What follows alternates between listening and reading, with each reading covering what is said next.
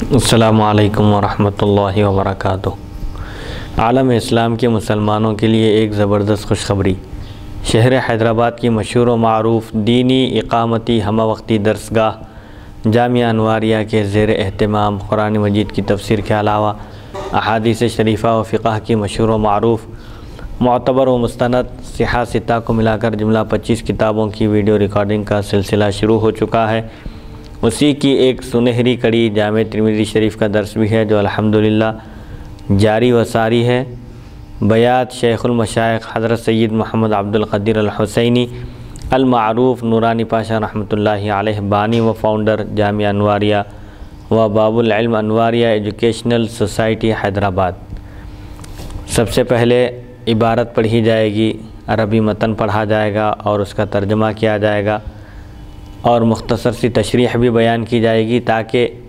شرعی احکام اور احادیث شریفہ کا منشا اور مقصد سمجھنے میں آسانی ہو اور ہم آسانی کے ساتھ شرعی احکام پر عمل پیرا ہو سکیں۔ اللہ تعالیٰ سے دعا ہے کہ وہ ہم کو سننے اور سنانے سے زیادہ احادیث شریفہ پر عمل کرنے کی توفیق عطا فرمائے۔ آج کی نشست کا عنوان جو تیسری نشست ہے آج کی، ابواب الاستئذان والآداب۔ کسی کے پاس اگر پہنچے تو پہلے اجازت طلب کرنا ہے، اس کے بعد اجازت ملنے کے بعد گھر میں داخل ہونا ہے، اور اگر 3 مرتبہ اجازت طلب کرنے کے باوجود اجازت نہ ملے تو واپس ہو جانا چاہیے۔ اب موجودہ زمانے میں بیل گھنٹی وغیرہ جو اطلاع دینے کے لیے لگائی جاتی ہے گھر کے باہر، 3 مرتبہ بیل بجانے کے باوجود کوئی جواب نہ آئے تو واپس ہو جانے کا حکم ہے۔ حدیث نمبر 2831۔ حدثنا الانصاری حدثنا معن حدثنا مالک عن اسحاق بن عبداللہ بن ابی طلحہ عن ابی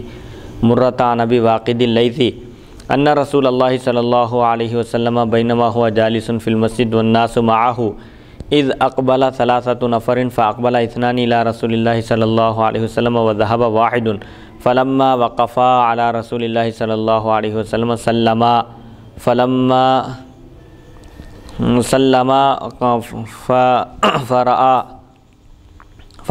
أحدهما فرأى فرجة في الحلقة فجلس فيها وأما الآخر فجلس خلفهم وأما الآخر فأدبر ذاهبا فلما فرغ رسول الله صلى الله عليه وسلم قال ألا أخبركم عن النفر الثلاثة أما أحدهم فأوى إلى الله فآواه الله وأما الآخر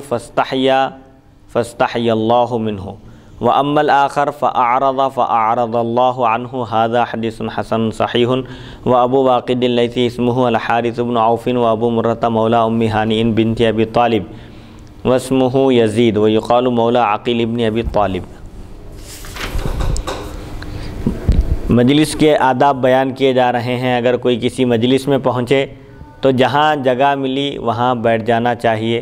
لوگوں کو تکلیف پہنچا کر ان کی گردنوں کو پھلانتے ہوئے یا لوگوں کو ڈھکیلتے ہوئے دھکا دیتے ہوئے جانا یہ بالکل درست نہیں ہے۔ جہاں جگہ ملی وہاں بیٹھ جانا چاہیے۔ حضرت ابو واقد اللیثی رضی اللہ عنہ سے روایت ہے، نبی اکرم صلی اللہ علیہ وسلم مسجد میں تشریف فرما تھے، آپ کے ارد گرد آپ کے پاس لوگ بھی جمع تھے، صحابہ کرام کی مقدس جماعت بھی موجود تھی کہ اچانک 3 آدمی آئے، ان میں سے 2 آدمی آپ کی طرف بڑھے، آگے بڑھے، اور تیسرا چلا گیا، واپس ہو گیا۔ جب وہ دونوں آپ صلی اللہ علیہ وسلم کی خدمت اقدس میں حاضر ہوئے تو انہوں نے سلام کیا۔ پھر ایک شخص، دونوں میں سے ایک شخص مجلس میں جگہ دیکھ کر بیٹھ گیا، اس کو مجلس میں ایک کھلی جگہ نظر آئی، ایک آدمی کی گنجائش تھی، وہ شخص بیٹھ گیا، اور دوسرا جو شخص تھا وہ سب سے پیچھے بیٹھا، جگہ اس کے لیے آگے حلقے میں نہیں تھی تو وہ پیچھے بیٹھ گیا، اور تیسرا شخص پیٹھ پھیر کر چلا گیا، واپس ہو گیا، رکا بھی نہیں مجلس میں۔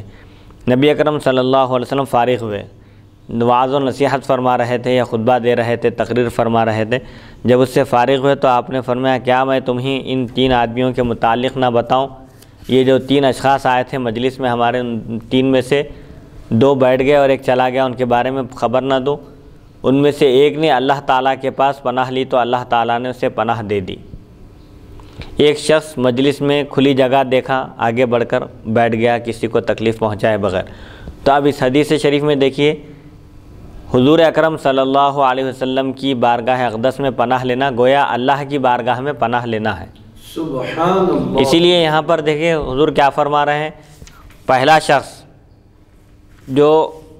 اللہ کی طرف پناہ لیا، یا حالانکہ رسول اللہ کی بارگاہ ہے یہ، تو حضور کیا فرما رہے ہیں، فَأَوَا إِلَى اللَّهِ، اللہ کی بارگاہ کی طرف رجوع ہوا۔ تو رسول اللہ سے رجوع ہونا اللہ سے رجوع ہونا ہے،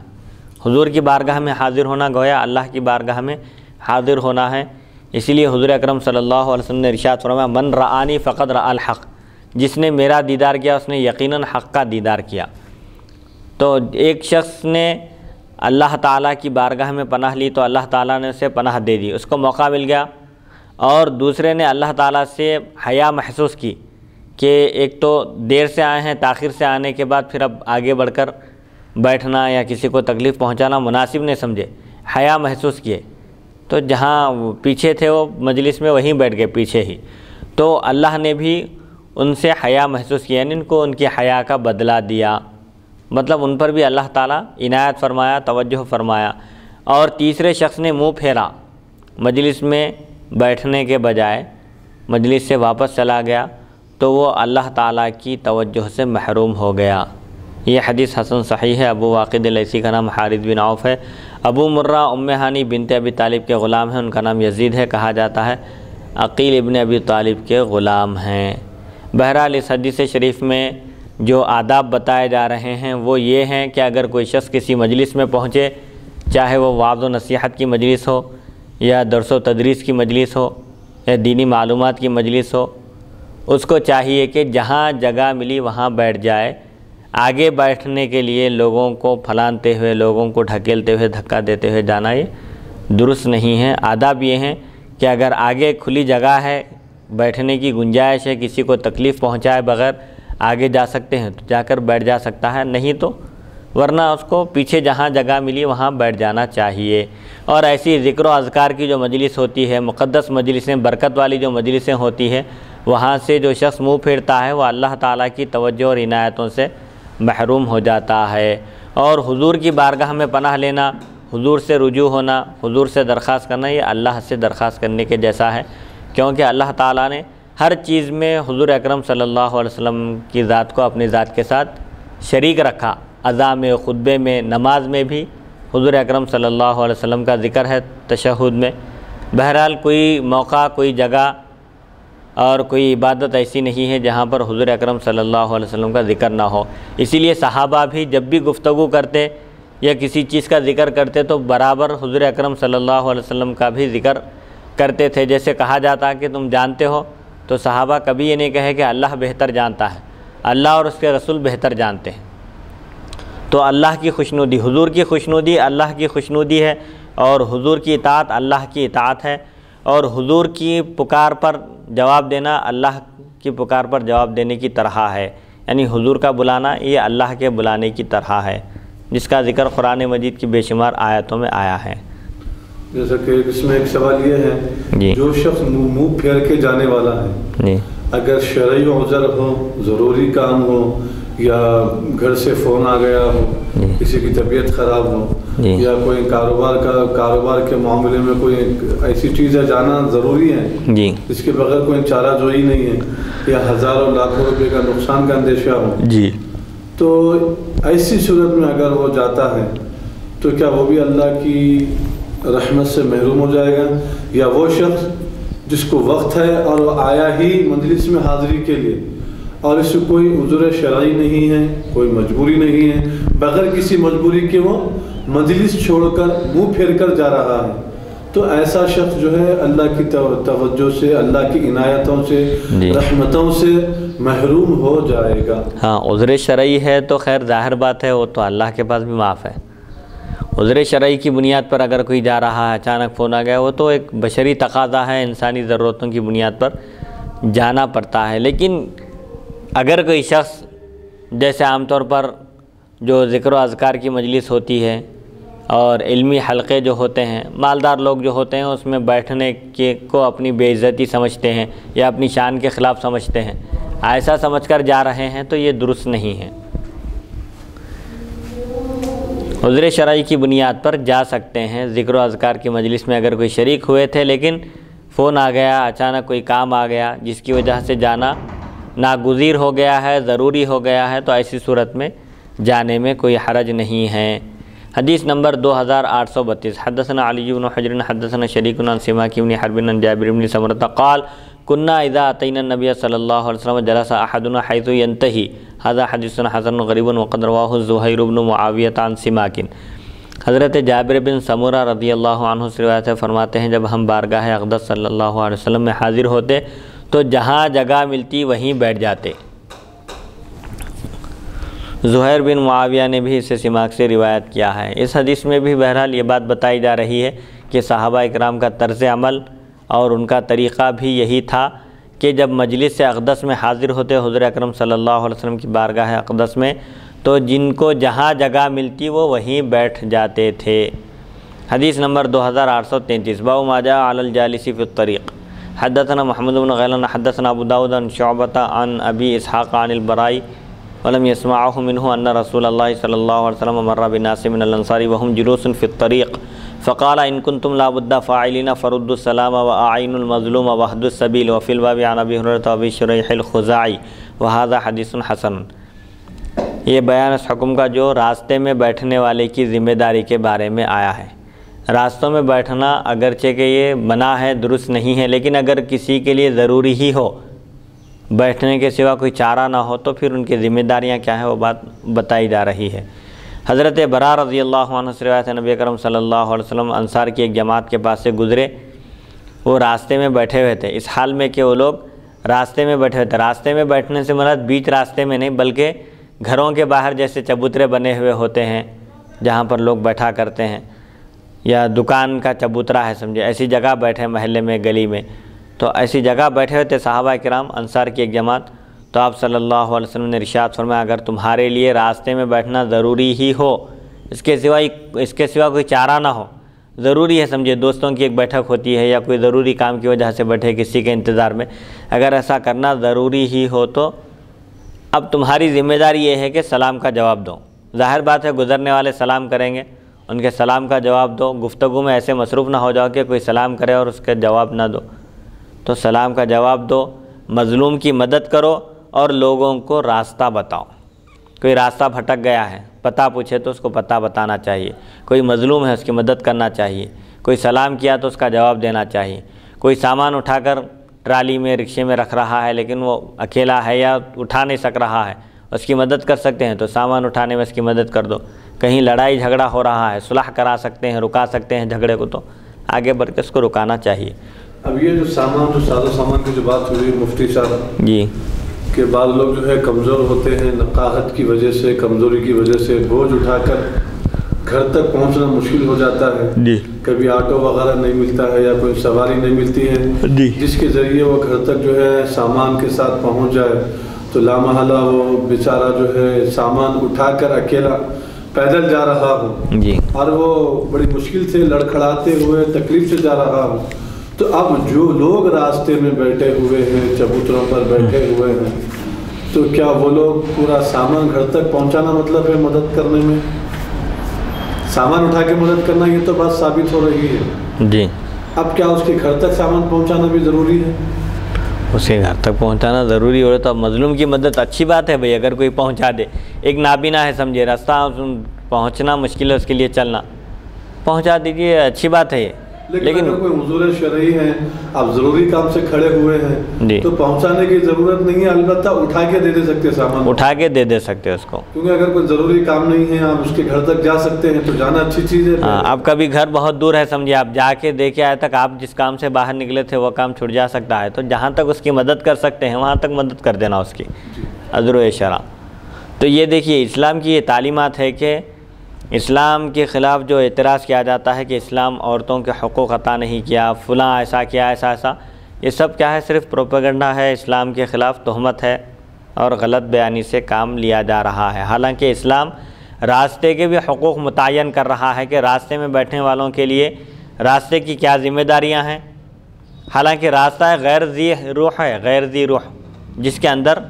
جان نہیں ہے، غیر جاندار کے جب حقوق متعین کر رہا ہے اسلام، تو جو جاندار ہے جس کے اندر روح ہے اس کے کیا کچھ حقوق اس نے متعین نہیں کیے ہوں گے، مقرر نہیں کیے ہوں گے۔ تو مطلب یہ ہے کہ جب راستہ جو جاندار نہیں ہے، جس کے اندر جان نہیں ہے، اس کے بھی حقوق بتا رہا ہے اسلام کہ راستے میں بیٹھنے والوں کے اوپر راستے کے یہ حقوق ہیں، سلام کا جواب دینا، مظلوم کی مدد کرنا، کسی کا سامان ہے، کوئی سامان اٹھا نہیں سک رہا ہے تو اس کی مدد کرنا، اور بھٹکے ہوئے لوگوں کو راستہ بتانا، کوئی پتہ پوچھے تو اس کو صحیح پتہ بتانا۔ حدیث نمبر 2834 باب ما جاء فی المصافحۃ حدثنا سوید حدثنا عبداللہ حدثنا حنظلہ بن عبید اللہ عن انس بن مالک قال قال رجل یا رسول اللہ الرجل منا یلقى اخاہ وصدیقہ اینحنی لہ قال لا قال افیلتزمہ یقبلہ قال لا قال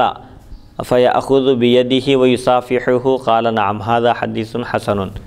یہ بیان اس حکم کا جو مصافحہ کے بارے میں آیا ہے۔ مصافحہ کرنا سنت ہے، اور مصافحہ سلام کا تتمہ تکملہ ہے۔ سلام کرنے کے بعد مصافحہ ضرور کرنا چاہیے، اسی سے سلام کی تکمیل ہوتی ہے، ورنہ سلام ناقص رہتا ہے۔ سلام کرنے کے ساتھ اگر موقع ہو، ہاں اب کوئی گاڑی پہ جا رہا ہے، سلام کرنے والا بھی گاڑی پر جا رہا ہے، جواب دینے والا بھی، اب وہ موقع نہیں ہوتا رک کر مصافحہ کرنے کا، وہ ایک الگ مستثنیٰ چیز ہے وہ۔ لیکن مصافحہ کرنا جب آپ رک کر مصافحہ کر سکتے ہیں جی، لیکن نہیں کر رہے تو کیا گنہگار ہوگا؟ رک کر مصافحہ کرنے کا مطلب پیدل جا رہے ہیں تو پیدل جا رہے ہیں جی، اور مصافحہ کر سکتا ہے جی، اور کوئی ضروری کام بھی نہیں ہے اس کو، تو جو مصافحہ کرنا چاہ رہا اس کو نہیں ہے ضروری کام، لیکن جسے مصافحہ کرنا ہو اس کے بھی مسائل ہوں گے نا، ان جلدی میں ہو سکتا ہے کبھی۔ اب اگر ملاقات کرنا ہی ہے، رکنا ہی ہے، تو دونوں بھی رکیں گے، کوئی ایک رک رہا کوئی ایک چلے جا رہا، ایسا تو نہیں ہوگا۔ جب دونوں بھی رکے تو مصافحہ کر لینا چاہیے۔ مصافحہ کرنا سنت ہے، یہ ضروری اور لازم واجب نہیں ہے، بہتر ہے۔ مصافحہ کرنے سے گناہ جھڑ جاتے ہیں، آگے حدیثوں میں آ رہا ہے کہ جب دو مسلمان آپس میں ایک دوسرے سے مصافحہ کرتے ہیں تو ان کے گناہ صغیرہ معاف ہو جاتے ہیں۔ حضرت انس بن مالک رضی اللہ عنہ سے روایت، ایک شخص نے عرض کیا یا رسول اللہ صلی اللہ علیہ وسلم، ہم میں سے کوئی آدمی اپنے بھائی یا دوست سے ملاقات کرے تو کیا اس کے لیے جھک سکتا ہے، جھک کر ملاقات کر سکتا ہے اس سے؟ آپ نے فرمایا نہیں۔ عرض کیا کیا اس سے گلے مل کر اس کو بوسہ دے سکتا ہے، چوم سکتا ہے اس کو؟ تو آپ صلی اللہ علیہ وسلم نے فرمایا نہیں۔ اس شخص نے پھر پوچھا اس کا ہاتھ پکڑ کر مصافحہ کر سکتا ہے؟ تو آپ صلی اللہ علیہ وسلم نے فرمایا ہاں، مصافحہ کی اجازت ہے۔ یہ حدیث حسن ہے۔ تو مصافحہ کا مسنون ہونا اس حدیث سے معلوم ہوتا ہے کہ مصافحہ کرنا سنت ہے، سلام کرنے کے بعد آپس میں مصافحہ کرنا چاہیے، اور سلام کے دوران سلام کرنے کے لیے یا سلام کا جواب دیتے وقت جھکنا منع ہے، سیدھے کھڑے ہوئے ہونا چاہیے۔ حدیث نمبر بعض لوگ جو ہے اپنے پیر و مرشد یا کسی بزرگ یا کسی ولی یا کسی اپنے اساتذہ علماء مفتیہ فقہاء محدثین سے جب ملاقات کرتے ہیں تو سلام کرنے کے بعد جھک کر قدم بوسی کرتے ہیں، دست بوسی کرتے ہیں، پیر چومتے ہیں، ہاتھ چومتے ہیں۔ تو لازمی بات ہے پیر چومنے کے لیے، ہاتھ چومنے کے لیے تو جھکنا پڑتا ہے۔ تو پھر ایسے موقعوں پر جھکنا شرعاً اس کی اجازت ہے یا منع کیا گیا ہے یا اس سے روکا گیا ہے؟ جیسا کہ حدیث سے تو معلوم ہو رہا ہے کہ جھکنے سے روکا جا رہا ہے، تو اب اس میں فرق کہ آگے کی احادیث میں اساتذہ، عالم اور بزرگ وغیرہ، کسی ولی یا اپنی والدین کی دست بوسی کرنا، قدم بوسی کرنا بھی بعض روایتوں سے ثابت ہے، لیکن یہاں پر جو منع کی جو روایت آئی، اب جھکنے سے مراد یہاں پر قدم بوسی کے واسطے تو جھکنا ہی پڑے گا، ہاتھ چومنے کے لیے بھی جھکنا پڑتا، وہ جھکنا مراد نہیں ہے جیسے بادشاہوں کے دربار میں جھک کے سلام کرتے رکوع میں جا کے، وہ مراد ہے یہاں پر۔ یا ایسا جھک جا رہے ہیں پورا رکوع کے جیسا نہیں بھی ہو رہا تو ایسا جھکنا بھی منع ہے اس میں، تو یہ مراد ہے وہاں پر۔ اب ہاتھ قدم بوسی کرنے کے لیے جھکے بغیر کیسا کریں گے قدم بوسی والی؟ وہ جھکنا مراد نہیں ہے۔ بادشاہوں کے دربار میں اعجمیوں کا جو طریقہ تھا جھک کر سلام کرتے تھے، وہ جیسے نوابوں کے دور میں بھی ہوتا تھا نا، وہ مراد ہے یہاں پر۔ نوابی سلام، فرشی سلام جس کو کہتے ہیں، وہ منع ہے۔ ورنہ جو بزرگان دین ہیں، مقدس ہستیاں ہیں، ان کی دست بوسی بھی جائز ہے، قدم بوسی بھی جائز ہے۔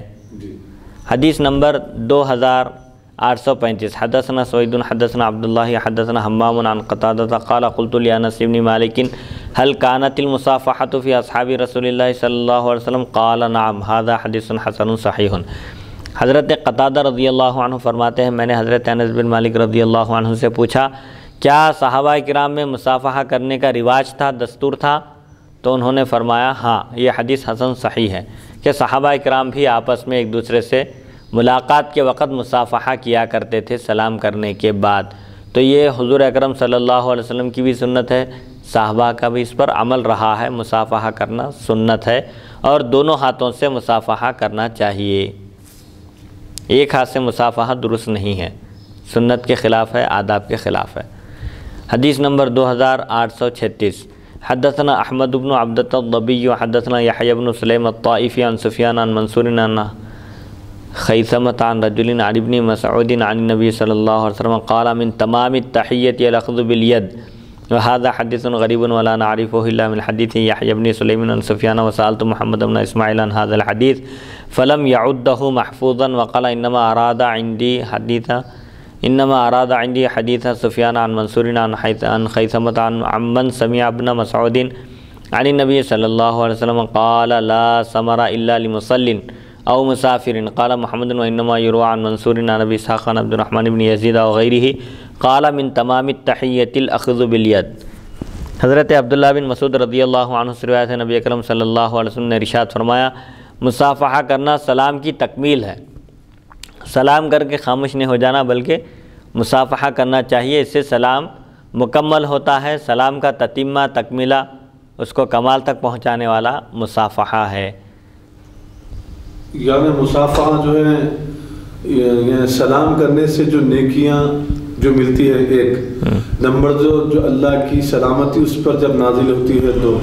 نمبر 3 اللہ کی رحمت اور اللہ کا کرم اور فضل جب اس پر نازل ہوتا ہے جی تو سلام کے ساتھ مصافحہ کرنے کے بعد یہ تمام چیزیں ملتی ہیں جی۔ اگر مصافحہ نہیں کرتے ہیں تو کیا اس کی نیکیوں میں کمی ہو جائے گی؟ نہیں، یہاں مصافحہ سلام کی تکمیل کا مطلب نیکی کے اعتبار سے، ثواب کے اعتبار سے نہیں ہے، بلکہ عادی ملاقات ہوئی، جیسے اردو میں کہتے ہیں لوگ کبھی کہ بھائی فوراً خالی بس الیک سلیک ہوئی، وہ گفتگو نہیں ہوئی۔ گفتگو کب ہوں گی؟ ملاقات ادھوری رہی۔ ہاں، ملاقات ادھوری رہی جس کو کہتے ہیں، وہ ایسا ہے سمجھے، بغیر مصافحے کے بس خالی الیک سلیک ہوئی بولتے نہیں، کیا ہوا کچھ بات ہوئی کیا، ان سے پوچھا تو بولے نہیں بس دور سے ہی ملاقات ہوئی بولتے، خالی الیک سلیک ہوئی، مطلب یہ ہے کہ مصافحہ بھی نہیں ہوا۔ تو سلام کی تکمیل ہوتی ہے مصافحے سے۔ اور دوسری روایت میں ہے کہ حضرت ابن مسعود رضی اللہ عنہ کی روایت ہے کہ نبی اکرم صلی اللہ علیہ وسلم نے فرمایا نمازی اور مسافر کے علاوہ کسی دوسرے کے لیے رات کو باتیں کرنا درست نہیں۔ امام بخاری فرماتے ہیں پہلی حدیث کے مصافحہ تکمیل سلام سے ہے، منصور سے، بواس سے، ابی اسحاق اور عبد الرحمن ابن یزید وغیرہم سے منقول ہے۔ عشاء کی نماز کے بعد گفتگو کرنا منع ہے، احادیث شریفہ میں آیا ہے۔ ایسی گفتگو جس سے کوئی دنیاوی یا اخروی فائدہ نہ ہو، دینی معلومات میں اضافہ نہ ہو، بلکہ گپ شپ ہانکتے بیٹھے ہوئے ہیں لوگ، جس کی وجہ سے رات میں سونے میں تاخیر ہو رہی ہے، پھر سونے میں جب تاخیر ہو رہی ہے تو فجر میں اٹھنے میں بھی دشواری ہو رہی ہے، بلکہ فجر کی نماز ہی چھوٹ جا رہی ہے، تو یہ درست نہیں ہے۔ رات میں گفتگو کرنے کی اجازت البتہ ایسے شخص کو ہے جو یقینی طور پر اٹھنے والا ہے فجر میں، دینی معاملات ہے جیسے درس و تدریس ہے یا علمی نشر و اشاعت ہے سمجھے علم کی۔ ایسے ہی مسافر ہے تو مسافر کو بھی اجازت ہے تاکہ جو وحشت محسوس ہوتی ہے وہ وحشت اس سے دور ہو، اس لیے اس کو اجازت دی گئی ہے نیند آنے تک رات میں گفتگو کر سکتا ہے، بات چیت کر سکتا ہے۔ اب یہاں پر دیکھیے آپ علم دین حاصل جو کیا جاتا ہے تو علم دین حاصل کرنے والوں کے لیے جو ہے مطلب رات میں جاگنے کی اجازت دی جا رہی ہے جی۔ اب ایسا ہے کہ علم کے لیے تو بعض روایاتوں میں یہ بھی آیا ہے کہ اگر کوئی شخص یہ ترمذی شریف کے جلد اول ابواب الصلاۃ میں آپ کے حقیقی بھائی حضرت مولانا مفتی محمد شرف الدین صاحب درس میں جو ہے یہ فرمائے تھے کہ اگر کوئی شخص علم دین حاصل کر رہا ہو اور جماعت تیار ہو گئی ہو، جماعت شروع ہو گئی ہو، تو وہ علم دین حاصل کرنے کے لیے جماعت کو بھی چھوڑ سکتا ہے۔ علم دین حاصل کرنے کے لیے حدیث ہے ابواب الصلاۃ جلد اول میں، تو ایک درس میں انہوں سنا رہے تھے ہمارے مولانا مفتی شرف الدین صاحب، تو اس سے علم کی جو اہمیت بتائی جا رہی ہے، تو اس چیز کی اہمیت واضح ہو چکی ہے، صاف عیاں ہو چکی ہے، تو اس کے لیے آپ جاگ سکتے ہیں۔ اب رہا سوال، بعض ہمارے مسلمان بھائی جو جلسوں کا اہتمام کرتے ہیں، جس میں نعت خوانی کا اہتمام کرتے ہیں، رات رات بھر جو ہے نعتوں کی محفلیں چلتی ہیں، اور رات رات بھر جو ہے سماع کی محفل ہوتی ہے، قوالیاں ہوتے ہیں، لیکن اس کی وجہ سے میجورٹی 100 میں سے 90% لوگ 3 بجے رات تک جاگتے ہیں، اور اس کے بعد فجر ضائع کر دیتے ہیں، چھوڑ دیتے ہیں، سو جاتے ہیں۔ تو ایسے لوگوں کے لیے اس حدیث میں کیا تعلیم ہے مفتی صاحب؟ جبکہ علم دین حاصل کرنے کے لیے اجازت دی گئی ہے جی، اگرچہ کہ وہ جماعت تیار ہو تو ترک جماعت کی بھی اس کو اجازت تھی، کیونکہ وہ علم دین حاصل کر رہا ہے۔ تو شریعت میں ایک چیز کی جب وضاحت کے ساتھ جب کوئی چیز ثابت ہو جاتی ہے تو اس کی اجازت ہے، اور ایسی چیز جس کی کوئی وضاحت کے ساتھ ثابت نہیں ہے، اگرچہ کہ وہ اعمال نیک ہوں لیکن وضاحت کے ساتھ صاف نہیں ہے کہ آپ جماعت چھوڑ سکتے ہیں، بولے کوئی ایسی وضاحت نہیں آئی ہے، تو پھر اس کا چھوڑ دینا ضروری ہے، لازمی۔ جی، کیونکہ دیکھیے یہ جو جلسے جو منعقد کیے جاتے ہیں، جلسے میں علم دین کا جو ہے چیز جو ہے معلوم ہوتے ہیں، کچھ دینی معلومات ہوتے ہیں، کچھ فقہی معلومات ہوتے ہیں، ٹھیک ہے۔ نعت شریف اور یہ قوالیاں، محفل سماع وغیرہ جو منعقد کرتے ہیں 2 بجے رات تک، 1 بجے رات تک، لیکن ایسے بھی بعض ہمارے اللہ کے جو ہے نیک بندے دیکھنے میں آئے ہیں، بعض ہمارے اللہ کے ایسے بھی بندے ہیں، اور میں یہ چیز میں حیدرآباد میں بعض مشائخینوں کے پاس دیکھا، بڑی خوشی ہوتی ہے دیکھ کر، مغرب کی نماز پڑھنے کے بعد محفل سماع شروع ہو جاتا ہے، اور پھر عشاء کے وقت 1 گھنٹہ محفل سماع، 1.5 گھنٹہ محفل سماع، پھر جہاں عشاء کا وقت شروع ہوا محفل سماع جو ہے ختم کر دیتے ہیں، اس کے بعد عشاء کی نماز ادا کی جاتی ہے، کھانا کھا کر سب اپنے اپنے گھروں کو چلے جاتے ہیں۔ جی، ایسا بہت کم لوگ ایسا جو ہے اہتمام کرتے ہیں، تو اگر عشاء کے بعد بھی کر رہے ہیں 1 آدھ گھنٹہ، چلیے بھائی۔ بس خلاصہ یہ ہے کہ فجر کی نماز چونکہ اپنی جگہ بڑی اہمیت کی حامل ہے، فرض ہے، فرض عین ہے، کسی بھی صورت میں وہ انسان سے ساقط نہیں ہو سکتی، بے ہوش ہو جائے یا مجنون ہو جائے وہ ایک الگ صورتیں ہوں، لیکن ہوش و حواس جب تک باقی ہے اس وقت تک اس سے نماز ساقط نہیں ہو سکتی۔ انبیاء کرام بھی کبھی میدان جنگ میں بھی وہ لوگ کبھی نماز نہیں چھوڑے۔ تو بہرحال نماز بہت بڑی اہمیت کی چیز ہے، اہتمام ایسا کرنا چاہیے، چاہے جلسہ ہو، نعتیہ محفل ہو، یا محفل سماع ہو، یا کوئی بھی دینی مجلس ہو، جہاں تک ہو سکے اس میں اہتمام یہ کرنا چاہیے کہ جتنی جلدی ہو سکے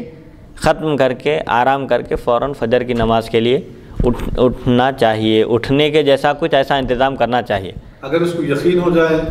کہ اب کافی رات اگر میں جاگوں گا تو پہلے تو عموماً میں فجر میں اٹھتا ہی نہیں ہوں جی، اور ایسا کہ میں پوری رات اب تقریباً 1 بجے رات تک، 2 بجے رات تک یا 12 بجے تک میں جاگ رہا ہوں، اور اس کے بعد اگر میں سو جاؤں، عام دنوں میں میرے لیے اٹھنا دشوار ہے، جبکہ میں 9-10 بجے سو جاتا ہوں۔ جی، اب تو ان دنوں میں مطلب 12 بجنے کے بعد، 1 بجنے کے بعد اگر میں سو جاتا ہوں تو تقریباً ناممکن ہے۔ جی، تو ایسا وقت جب کہ اس کو ناممکن ہو، مطلب اب تو میں اٹھ ہی نہیں سکتا، جب یقین ہو تو ختم، اس کو جگنا ہی نہیں چاہیے، جگنے نہیں چاہیے، ایک چیز یقین ہے تو ختم۔ اسی لیے بتایا گیا نا کہ وتر کی نماز تہجد کے ساتھ پڑھنا ہے، لیکن کس کے لیے؟ جس کو اٹھنے کا یقین ہو۔ اٹھنے کا یقین نہیں رہا تو جبھی پڑھ لینا ہے عشاء کی نماز کے ساتھ ہی، ورنہ فجر بھی جائیں گی، پھر وتر کا وقت بھی چلے جائیں گا، قضا ہو جاتی۔ تو یہ سب کیا ہے، جس شخص کو اس بات کا اگر یقین ہو کہ وہ رات میں اگر دیر تک جاگے گا تو فجر میں نہیں اٹھ سکے گا، اس کو فوراً سو جانا چاہیے۔ وہ عذر وغیرہ کچھ بھی چلنے والا نہیں ہے اللہ کے پاس، خاص طور پر نماز کے لیے کوئی حیلہ بہانہ نہیں کر سکتا کوئی بھی۔ جو عذر شرعی ہے وہ ایک الگ چیز ہے۔ اب جو لوگ ذریعہ بن رہے ہیں جی، لوگوں کو جگا کر جو ہے فجر قضا کرنے کی، جی، اللہ کی بارگاہ میں جو ہے مجرم رہیں گے، ہاں ان سے بھی پوچھو، بات پرسوں گے، جلسے شروع کرنا ہے جلدی شروع کرو، جلسہ شروع بھی کرنا ہے تو عشاء کے ساتھ فوراً شروع کر دو، اور مختصر جلسے کرنا ہے۔ حضور پاک علیہ الصلوۃ والسلام کی حیات طیبہ میں کبھی بھی آپ کبھی لمبی تقریر نہیں فرمائے، حالانکہ صحابہ آپ کا وعظ سننے کے لیے، آپ کی نصیحتیں سننے کے لیے بے چین رہتے تھے۔ صحابہ خود چاہتے تھے، خواہش کرتے تھے، اس کے باوجود حضور 8 دن میں ایک مرتبہ نصیحت فرماتے تھے کہ مسلسل نصیحت کرنے سے اکتا جاتے لوگ، بیزار ہو جاتے۔ بیزار نہیں ہونا بلکہ عملی میدان میں آگے بڑھتے رہنا، معلومات ہوتے ہی اس پر عمل کرنا شروع کرنا. اب ڈھیر سارے معلومات فراہم کریں لیکن عمل کون کر رہے ہیں؟ عقیدے کے ساتھ عمل کی بھی اصلاح کی ضرورت ہے اور عملی میدان میں بھی آگے بڑھنے کی ضرورت ہے. اب بعض لوگ یہ بولتے ہیں کہ پاشا آپ جو ہے فلاں بزرگ کے جو ہے نا جانشین ہیں مفتی صاحب. بعض لوگوں کا کہنا یہ ہے جی کہ ایک آدمی ہوتا ہے جو شریعت پر عمل کرنے کی کوشش کرتا ہے جی اور کرتا بھی ہے، لیکن اگر وہ جیسا نعت کی محفل ہے یا جلسے کی محفل ہے یا محفل سما ہو جی یا کوئی دعوت ہو، اگر وہ اس میں نہیں آتا، آپ تو آتے ہی نہیں،